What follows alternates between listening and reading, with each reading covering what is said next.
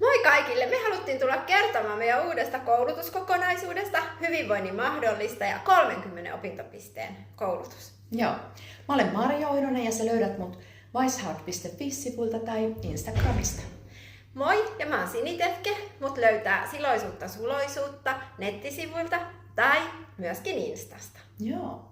Hyvinvoinnin mahdollistaja voi tuoda säihkettä omaan ja toisten elämään.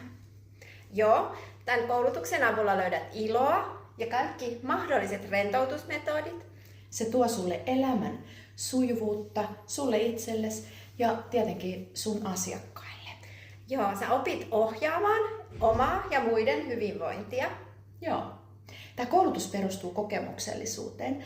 Me ajatellaan, että kun sä itse koet ja tunnet ja löydät niitä keinoja, niin sä osaat ohjata niitä myös muille.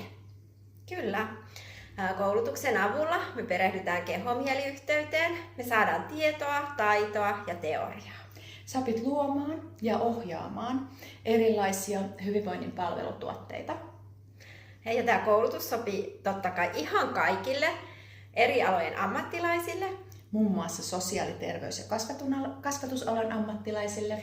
Joo, työhyvinvoinnin ammattilaisille. Kaikki HR-tyypit, tervetuloa. Joo, ja myöskin kauneudenhoitoalaan ja muut yrittäjät. Tuu mukaan Hyvinvoinnin mahdollistaja 30 opintopisteen koulutukseen. Tervetuloa mukaan. Nähdään. Nähdään koulutuksessa. Moi! Moi!